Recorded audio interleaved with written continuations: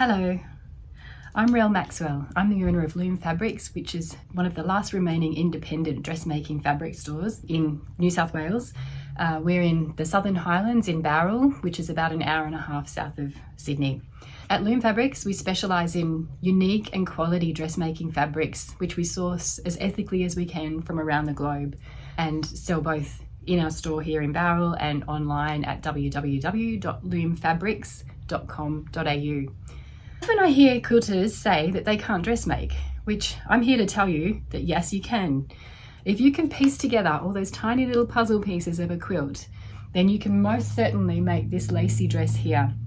Quilting, bag making and crafting and toy making, a lot of these activities are really highly dependent on precision and perfection. In dressmaking, our pieces are much bigger. They're gathered, they're pleated, they're sort of all loosely worn. No one really inspects them in the same way as people would inspect a quilt or a bag. If there's a wonky seam, because there's movement in it, it's being worn on the body, it's really, for the most part, not noticeable. I am trained as a commercial fashion designer. I've worked in the fashion industry for 30 years. That doesn't mean that you sew a lot of garments. I actually am a fashion designer that really loves to sew things, but for a long time I didn't. So my methods are maybe not really overly traditional or accurate, but no one has ever come up to me and said that dress that you're wearing is not really very well sewn. So whilst it's not perfect, it does the job. The reason that I've popped this little part into the video is just to let you know that this video is a super fast overview of how to put a dress together for fun. It really is an overview of how you could go about it, just to give you guys the confidence to be able to do it. I really do hear a lot that people think that they can't dressmake, but you really, really can. There's a written cheat sheet of the instructions. I've written them down on a Word document that I can email to you. If you send me an email at lovesewing@loomfabrics.com.au, I will respond, just ask for the cheat sheet for the Lacey dress. I will definitely email that back to you. Thanks. So let's get into it. The first thing I'm going to show you is how to select the right size pattern. So on this Lacey dress pattern, because it's a loose fit, on most people, the biggest part of your body will be the bust, because most people's bottoms will be bigger, but we've got plenty of room there. But in terms of fitting on this dress, the most important part for most people will be the bust. Some people might have a bigger tummy. Whichever part of your body is the biggest, you might have to apply, but I'm going to work towards the bust in this tutorial. So the Lacey dress by Style Arc comes in 3 size breakups. It comes in 10 to 22, 18 to 30, and also a kids version in 1 to 8. The front paneling here also makes for some interesting opportunities to put some creativity and piecing and contrast panels in. So one tricky thing with this particular pattern is it doesn't actually have a size range of measurements. So it just only has size 10 measurements. Bust measurement here is 99 centimeters or 39 inches. Well, I would call myself usually about a size 12, and I made a size 12 dress, which is the one you saw on the doll previously, and you can see photos of me wearing it here. So on this Style Arc Lacey dress pattern, we have the pattern measurements, which is the same as the finished garment measurements. They've only put for a size 10 here what the bust measurement is. What they're talking about here is not your personal bust measurement, but it's the bust measurement of the actual finished dress. So they're referring to the measurement of the dress from here to here. So my bust measurement is about 93 centimeters, and this is a size 12 dress, and it's about 102 centimeters. So there's about 9 centimeters of extra ease in the garment. An easy way to check what size your finished garment should be around the bust, if that's where you're measuring from, is to take a garment that you've already made or that you like in your wardrobe. You don't have to have made it, and just find the same point on that dress. So this is a top that I've got that I really like the fit of. It's a bit looser. It's 54, but I can put this on and pinch it out at 51 and check and see if that's going to be big enough for myself. So that's a good way to check the sizing of the actual pattern. To make it a bit easier for you, I've listed here the dimensions of the finished dress. So remembering that these dimensions are the whole way around, and I measured it in half, and that's the best way to check your size. So find a dress that you like or a top that you like the fit of, measure how wide it is, and then choose your size according to the finished dress measurement. So here we've got the whole pattern laid out, and you'll see that there's different colored lines around the pattern. These are for different sizes. So in this particular pattern, it's a size 10 to 22. And if you look closely here, you can see that the size 10 is blue. It's got the size 10 cutting line and the size 10 stitching line. It's just about a centimetre seam allowance on this particular pattern. Size 12 would be the purpley colour. Size 14 is the red colour. Size 16 is the green colour, and so on. Using your paper scissors, you would cut along the solid line in whatever colour corresponds to your size. Don't cut along these stitch lines, just cut along the solid lines. So you'll end up with 1, 2, 3, 4, 5, 6, 7 pattern pieces. You don't need to cut out this. This is just a guide, particularly if you're printing it or, you know, at Officeworks or something like that. This is a guide to make sure that the pattern is the right size. These particular kits have the actual physical pattern, so you don't need to check the sizing. A very loose guide for your cutting instructions is along the side here. The style arc instructions are not very thorough. That's why I'm doing this tutorial, to help you if you haven't made a dress like this before. If you have, it's pretty straightforward, but if you really are a beginner, it sometimes can be a little bit tricky because it's not overly clear. But the guide is to fold your fabric in half down the length like so. It will depend on these pieces here on different things like stripe direction and grain lines. It's possibly a bit advanced, but I will show you something, our stripe that we're going to cut as the layout. So the good idea, what I always try to do, is fold out the fabric, pin everything on, starting with the biggest pieces first, and make sure everything's going to fit before I cut. An alternative to cutting out the paper pattern is to trace off a copy of the pattern onto a Vilene or a sheer type of paper. The reason you would do this is if you wanted to reuse the pattern in a different size. And if you downloaded the pattern and printed it at home on your A4 printer at home, it would look something like this. I find it's really great if you've got a sliding door, if you can stick it together by holding it up onto a big, massive, or window, really big window, up against the light, you'll find it much easier to line up these points, which is quite important to get them all lined up.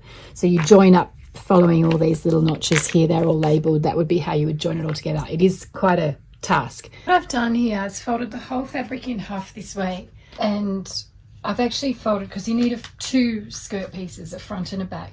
So I've folded it, the two pieces here. I've made sure that my stripe is straight along the fold here, and I've folded it according to this black line, which I haven't actually cut the pattern piece to. Then I've just placed these pieces here. So I've got my two side panels that go over the shoulders and form the sleeve, like so. So that would become my sleeve opening. And I've got a front facing, a back facing, and my pocket. So my pocket, I could go like this and like this. Now what I'm thinking is, because I've made this dress before, it's not a huge amount of fabric in the skirt. Because this is quite thin fabric, I've got a couple of different options. I can actually use this whole width to make my skirt, which is what I'm going to do in this instance. Now, if you wanted to add any extra length to the skirt, you could. Now would be the time. If you wanted to do that in the kit, you'd have to order some extra fabric, but you would add extra distance down this end of the pattern. If you didn't want to add any extra fabric, you could actually shuffle this pattern piece and the fold so that you had your selvage placed here, and then you would have more fabric left on this side, in which case you could cut your pockets and facings potentially in that leftover piece. That's probably a little bit more towards the advanced. Now over here on this particular stripe, I'm following this stripe direction written on the pattern, and I'm following my stripe. Now it is a little bit crooked because it is a printed stripe, not a yarn dye. But the most important place to get this stripe straight is along the sleeve hem, because that's where you're going to notice it the most. I'm going to cut here my facings on the fold, 1, 2, and then my pockets 2 and 2. And then I've changed the stripe direction over on this piece here for my front and back panel. Now if you're using this exact fabric out of our kit, you'll notice that there's two coloured stripes which are very similar, and it's a one-way direction. So the green one will be on the top in my point of view, which is why these top and bottom pattern pieces are mirrored. If I cut it that way, you wouldn't really notice on this particular instance, but the stripes would be different. And according to that as well, I have got in here my two black stripes are not exactly the same, but they're pretty close. So they're close enough to not moving fabric around for me for the purposes of this tutorial. So then I'm just going to pin this into place, make sure, and then you can cut these out using whatever method you like. A lot of home sewers will have a pair of scissors. I would prefer scissors. I find the scissors a bit easier for getting around the corners, but that's just what I'm used to. If you wanted to use a rotary blade on a mat as well, you could obviously choose whichever method you like to cut this out. Okay, so I am going to cut this out now. For the purposes of time-lapse photography, I'm just going to tell you a few things now, and I'm going to cut it out super quick. So yes, this is going to be not the most accurate way to cut this rayon because it will move around a bit, but I am just doing a half-hour intro tutorial for pretty much beginner sewers. So I don't want to complicate things too much, and I don't want to freak people out. What we're going to do will be good enough. The other thing that I've done up the end there is add some iron-on fusing for my neck facings for the front and back neck, which I'll cut at the same time as my fabric.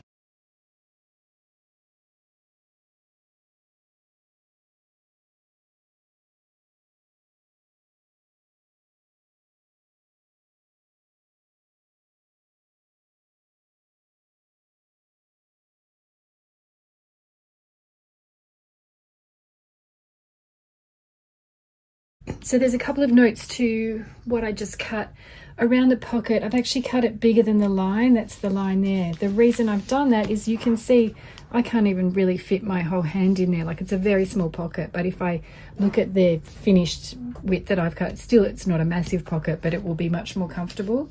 The thing we need to do is cut our notches, which I did a little bit in the speed version, but we just want to cut the notches. So I've cut that one down here, which is just where that line would go because I've altered it. Now the other thing is we need the notches because I've extended this. My fold was not exactly accurate, but it's not going to matter because it's going the whole way across. And then the hem. The hem, of course, you could do whatever length that you like.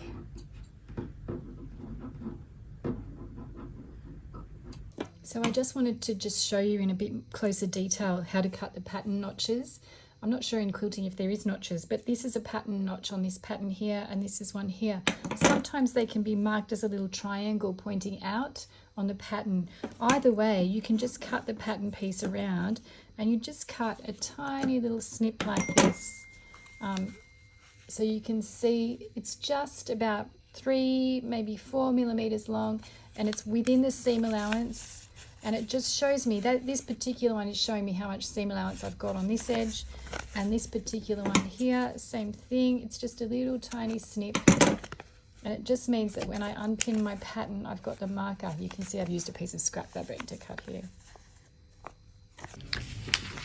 So the next step to get prepared for sewing is to iron on the fusing. So I'm taking out the pins. I know that this is going to be my front facing and this is going to be my back facing because of the depth of the curve. If you have a look at this, the back is always higher than the front for the most part. Obviously there are design features where that may change, so I'm going to take those away. You will notice on most fabrics there's a right and a wrong side. This has got the printing on it, and I can see fairly easily, maybe not in this light, that the right side has the more clear stripe. So my fusing is an iron-on fusing, and one side, it's very difficult to see on this, but one side is quite flat and one side has a little bit of a shine to it. The shine has a glue applied, and so I'm going to sit my pieces. Now you can see I cut this in a real hurry and it's not 100% accurate, and you know what, it is not going to matter at the end of the day. But what we're going to do is iron this on the ironing board. So I've got the glue side of the fusing to the wrong side of my fabric. So I can tell by feel. If there's any scratchiness, that'll be the glue side. So you can see here I've brought my facing over to the ironing board. I have some old scrap cotton fabric underneath me, and I'm going to fold it over and put it on top. And the reason for that is if I've got it the wrong way round, it's not going to ruin my iron. Some people say don't use steam. I just use steam for everything. It won't hurt, particularly if you've got it going like this. Now, this is right. My fusing is stuck to my facing, and that's the right side of my fabric. So we're all good, and I'm going to repeat that for the back neck. So to begin with, I'm going to sew my 2 shoulder seams together of my front and back bodice, and at the same time I'm going to sew my front and back shoulder seams together on my facing. You can see I've missed a little bit of the corner of the fusing here, but it's going to be in the seam allowance and would be trimmed off anyway, so it won't matter. And the other thing I've done is cut the grain line of my facing with the stripe going the opposite way to the body. It's really not going to matter because it's all going to be tucked inside, and the edge of the facing is going to be the same color anyway. My machine is here ready, threaded in the right color thread, which is that purpley color you can see. And on my machine I've got mine, I usually stitch on a number 3 stitch length. This has somehow got a zigzag on it. I want to make sure there's no zigzag. It's on stitch number 7, that's why. I'm on stitch number 1 with a stitch length number 3. The reason I go for number 3 is because it's easy to unpick if I need to. So I'm lining up with the guide on my machine with a 1/2 inch or a 1.2 centimeter seam. For the most part, I'm going to stitch forward, back, forward, finish off with a back stitch as well, and then I'm going to trim my threads straight away so I don't end up too messy. I've done these seams, and now I'm going to trim them with my pinking shears, and I'm very messy. I just let it drop to the floor here and here. This is the way that I recommend finishing these seams if you haven't got an overlocker. And particularly if you just want to make something for fun, it will not fray. It'll stop them fraying. It won't be the best finish in the world, but you know, if we're doing something super fast, and we're just going to press these seams open.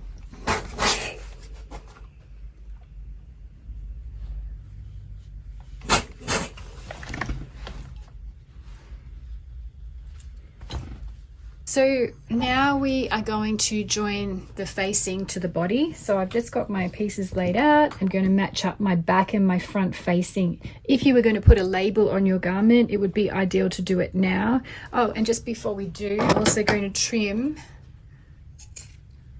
the edge of my facing seam with my pinking shears.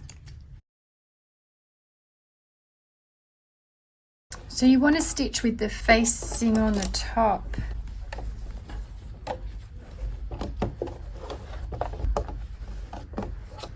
Around the corners. You might want more pins than what I've put in, and we're doing about a 1 centimeter seam allowance.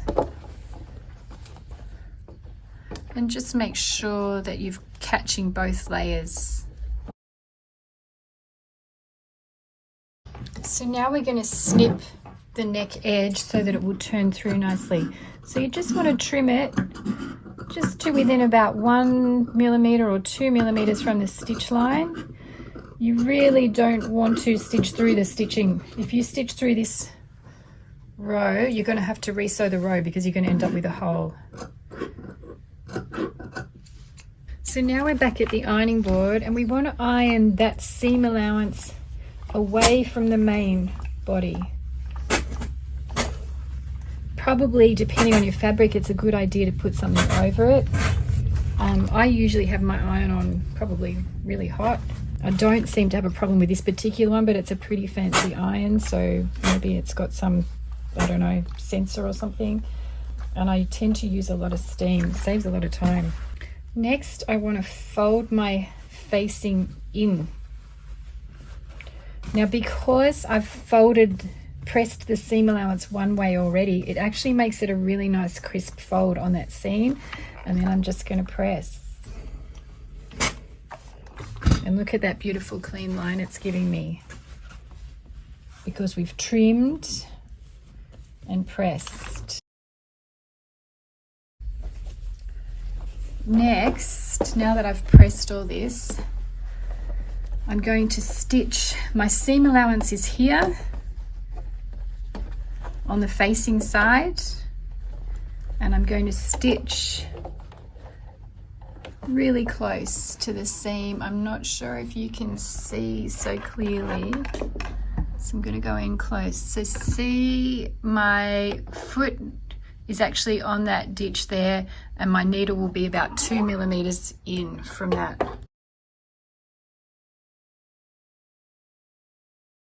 And the next thing I'm going to do is just stitch the facing to the shoulder seam so it doesn't roll out. So I recommend that you pin it, and I recommend you sew from the folded edge right in that stitch line. It's called stitch in the ditch.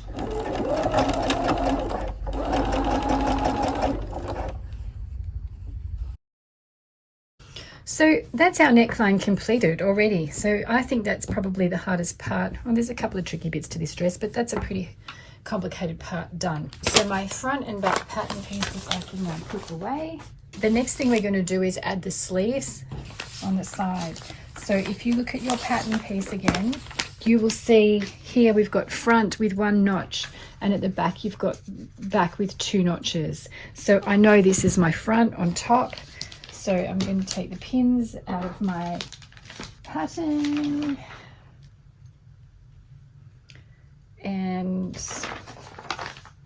my front right sides of the fabric together. So there's my notch here, just to show you. So my little notch that I cut, that's all you need to do. Sometimes it'll have a triangle going out on the pattern. You don't have to cut a triangle, you just cut a tiny little slit like this. Now those right sides together, so that's actually going to sit like that. So really what I'm putting is these 2 notches together. I'm going to use a pin, and then I'm going to pin my seam here, that join, and that's just going to follow on. There's a notch here for my shoulder seam, so I'm going to match that. There's also going to be then my double back notches, which will join here and here. Then you're going to do the same thing and pin the other side.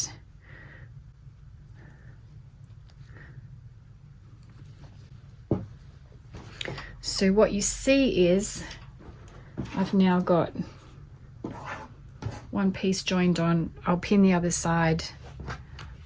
I'm going to stitch down here.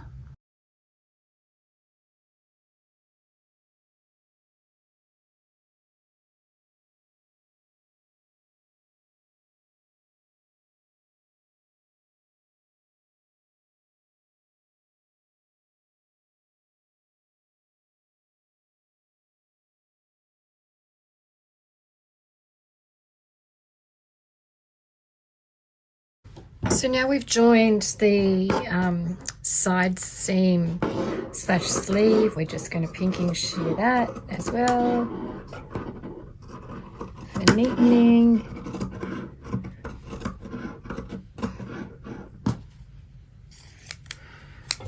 And here I have these clover rulers, which are really good for measuring. So what we're going to do now is iron back so we can do the hem on the sleeve. Now because this is a stripe, we can actually use our eye and follow the stripe line to get the levels exact. But if it wasn't a stripe, I could use this clover ruler that I have in store. You can actually iron over it so we're going to fold up the edge of our sleeve so that we can then sew a hem. It's better to iron it first. It's much easier to get it nice and straight. In this instance, it's a stripe, so it's really no big deal. We're just going to follow the stripe to get it straight, although I'm going to give it a tiny bit of room. And you would just iron over, just fold the fabric and iron over this ruler like so. I mean, you can see I've missed there. I'm just doing a quick demo. These are great. You can also get these plastic ones, but as you can see, they buckle really quickly when you put the iron over them. So I totally recommend the clover rulers. I'm actually going to just follow the stripe here today, but if I wasn't doing a stripe, I would use the ruler. So I'm not putting it exactly on the stripe edge, I'm just going to give myself a bit of room, and when you pull it tight, it's kind of going to give you, so you can see here, it's not perfect, but it's good enough. And then we're going to do one more fold. And I'm judging this stripe here. It's not great light, I know, I'm sorry. And I've just got it right on one side and I'm pulling it tight, and it's probably going to be right on the other side. And that's why we're ironing it first, because if it's not, I can redo it really easily. I'm pretty happy with that. I think that looks really good. So I'm just going to do the same on the other side.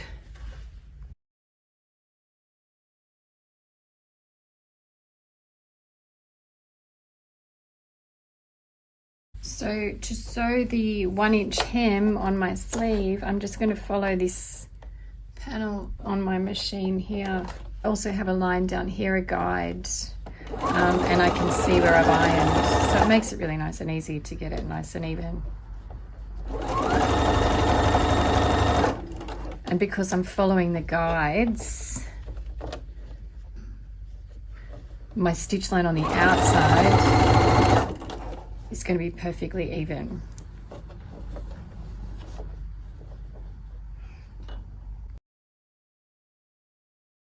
So there's the top part of my dress done already. So now what we're going to do is the skirt. Now I know we cut pockets, but there's no time in this tutorial, I'm afraid, to teach you how to do pockets. So we're going to do this one without pockets, but we are going to learn how to do gathers. So I'm taking my pieces here.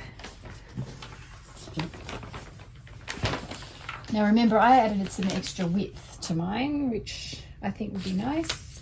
And I've marked my hem. So the first thing I'm going to do is sew my 2 side seams. I'm going to make sure my front and back are right sides together. I know this is my top because of the notch here at the top with the seam allowance. I'm going to sew this seam together and the other side seam all together. Now if I was doing pockets, I would do those first. I wouldn't do this part. There'll be no need to neaten this seam on mine because it's actually the selvage. So all we're going to do is press it open. If you've cut it, you would use pinking shears again.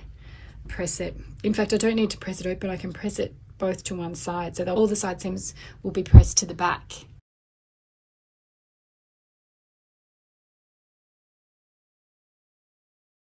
So there's a couple of things. Because this has got the stripe, it does make it a bit complicated because the stripe, it's really obvious here, but it's going to be lost in some gathers anyway. So in this particular instance, I'm not overly concerned. And then the other thing is I did have to change my seam allowance on this side a little bit because of this writing. So I had to make it a little bit bigger. That's totally fine. It's really not going to impact this garment whatsoever. If it was something that was really fitted and precise, it'd be a different story. And if you were doing quilting, it would make a big difference. But for this, it will not make any difference. So the next thing we're going to do is do the gathering. So to do the gathering on the top edge, which is the edge with the notch just near the top, we are going to sew 2 rows of really large stitch. So on my machine, I make this stitch as long as I can, which goes up to a number 5. Now I'm going to put 1 row where the edge of the foot is just on the edge of the fabric. I need to leave long threads at the back if I can, because we're going to be using those to gather the fabric up. All the way along. I'm going to just sew to the 2 side seams. I'm not going to sew the whole way around because it'll make it too much together. You'll see what I mean. So I'm going to sew from one side seam to the other, 1 row, and then I'm going to sew a 2nd row in each, and every time I'm going to leave long threads at the end. I'm not going to cut them close. We need them to be long.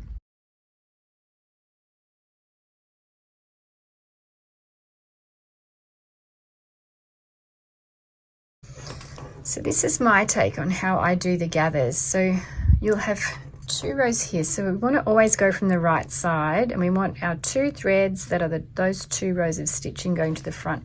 You want to pull both of them at the same time, and you want to be gentle, because if you snap the threads, you're going to have to start all over again. And we're just going to gently gather up that piece of fabric. So this one works really easily because it's a really drapey fluid rayon fabric. Some fabrics will not go as easily. It doesn't have to be neat and even right now. We just want to get to the measurement first. So we're just gathering it up till we get to the measurement. Now I'm holding, that's my 2 seams. You can maybe can't see it there, but it's got to get back to the same size as my front. So I still need to come in a little bit more. Ideal if you can do it all from one side, but you can't always. And so now I'm measuring from one to the other, and I've actually gone a little bit too far. That's fine. I'm just going to loosen it off a bit. Right, so that's about my size that I want. So now I'm going to get a pin, and I'm going to go like this with my pin, and I'm going to take those 2 strings and I'm going to wrap them around the pin like so. Oh, I'm not showing you what I'm doing. Wrapping them around the pin just to anchor them, and then I'm going to do the exact same thing on this end, making sure I'm anchoring the right threads that I've just gathered up. There's a lot of threads. It gets a bit of a tangle because you've got 2 rows front and back, or top thread and bobbin thread, and you've got the front and back skirt. So you see here I'm just wrapping it around like this to just get it in place. So it's still not even, but it's the right size. So we're just going to get the back to be the right size as well. So I'm going to do the same thing. I'm going to get 2 threads. I just happen to work from this side probably, I guess, because I'm right-handed. So I've got those 2 threads. I think you can see that. I'm just going to pull it up. Just again, very messy. I'm just looping it around my fingers to get it to the right size.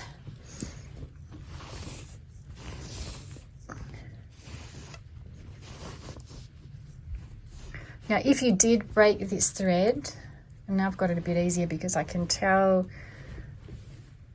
whether I'm at the right size or not a whole lot easier. I'm just going to pull this because I've already done one, so I'm pretty close there.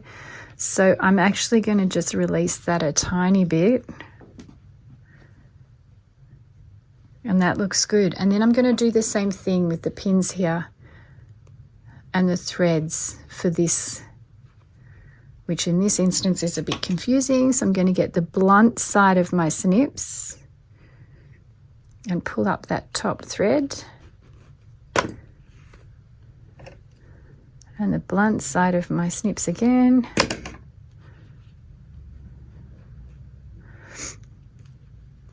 and I'm going to anchor. If you've got too many threads, just anchor all of them. It really won't matter at this point. And then I'm going to do the same at this side. This one's a bit easier to see because they're the ones I've been pulling on.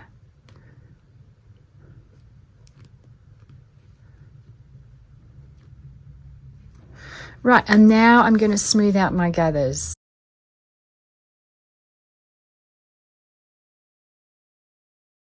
Now we come to the part where we join our top and bottom. So I need to make sure my right sides are together. So I'm just going to drop the skirt inside the bodice like that, and I'm going to find my side seams, which are going to be pretty easy to find because they've got pins, and match my side seams. Now I did put the side seams to the back of the skirt. Look, if you got it around the wrong way at this point, it's really not going to make any difference because the skirt front and back are exactly the same. If the seam allowance was going to the front instead of the back, the only person in the world that would know ever would be you. So as I'm pulling this taut and matching up again, that matches up beautifully. I'm keeping those pins in with the threads. Then I'm going to put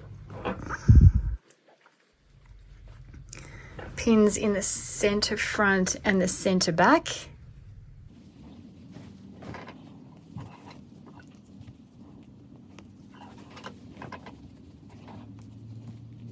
And then I'm going to go one in between as well.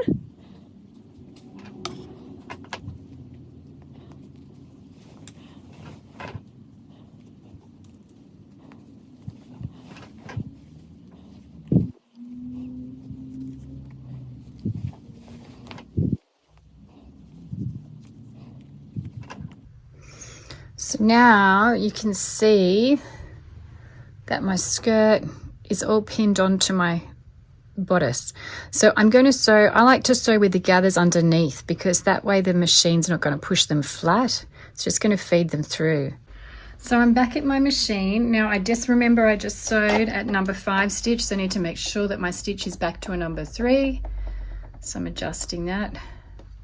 I'm going to just take these thread anchor pins out now because I'm okay, and I'm going to just sew roughly in between what would be the 2 rows. So I'm sort of aiming for in between because that's where the gathers are best held, which is going to be about 1.5 centimeters, say. And again, I'm just sewing with the gathers underneath because it seems to interfere with them less in my experience. So you can see, I can see all my gathers. I've just got everything lined up, stitching around, kind of checking as I go that I'm not got any really flat bits. This bit's a little bit flat, so I'm just giving a little bit of an adjustment before I sew it. It's right near the side seam anyway, so it's not that big a deal. It's not the center front or the center back. So, and then these are my anchor pins again, I think. And I've pinned that one from that side. So I'm just gonna, you can see here it's a little bit flat at the side seam. Same thing as I just said, it's really not gonna matter. It's really the center front is the most part that anyone's going to look at and pay any attention to. So you see my seam allowance just folded under there. So I'm going to put my needle down, lift my foot, get a pin and just push it back flat, put that down, and that's going to save that from puckering up. Ideally, my side seams of the bodice would also go to the back. It's really not going to be the end of the world if they don't. It's not going to impact the wear. It's just sort of how it's been done, I guess, for a long time.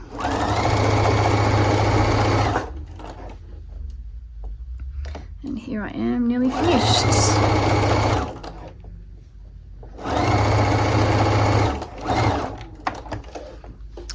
So I'm going to trim. Doesn't matter now if we trim all our threads, that's fine. So now I'm going to turn the dress back through, and you can see it's all attached with beautiful gathers here. So yes, you can still see some of these gather threads. Okay, so all we're going to do is use the your unpicker will do. They're going to pull really easily, and just pull them out because we don't need them anymore. You don't need to pull them all out. If you can't see it, it can just stay there. So I'm just doing a quick check. There are some long threads there. I'm just going to pull those out. Now, if you're using cheap thread, you are going to have trouble doing the gathers because the thread won't cope. You really need good quality thread to do this. In our kits, we sell Gooderman polyester thread. You'll have no problem. That's what I'm using for this. And it'll be colour matched to the fabric that you buy. We also sell other colours online as well. And that's looking pretty good. You might find some at a later point. You can always come back and take them out at any time. So then we're going to just pinking shear this seam, which is a little bit messy. You want to be really careful when you're doing the pinking shears on this seam because you don't want to accidentally cut a hole in anything. I sometimes think holding it up like this is a bit easier because you can't sort of fold anything without knowing. Sometimes when you cut it on the table, you can't feel what you're actually cutting.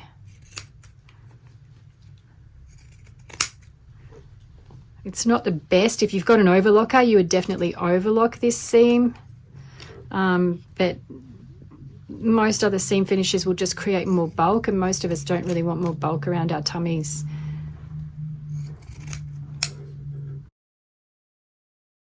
You can see it's puckering. My gather's puckering a little bit at this point here. I've actually caught it underneath. As you can see, I've caught it. So I'm just going to unpick that little tiny bit.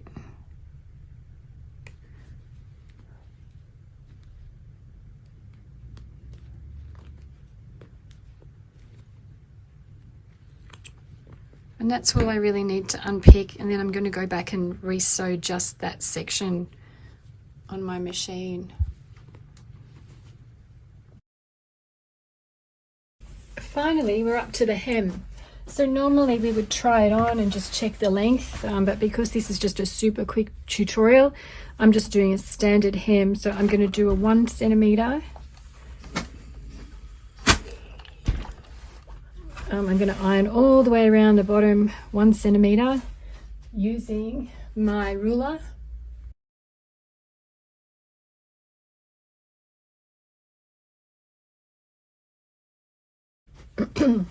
So I'm just looking at my notch here, and it's at about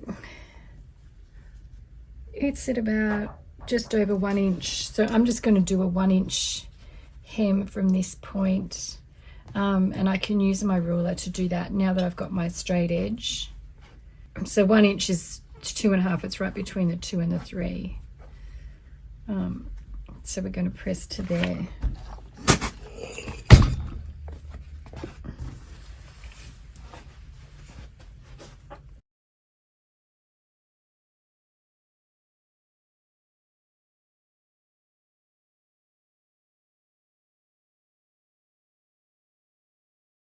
It's all done.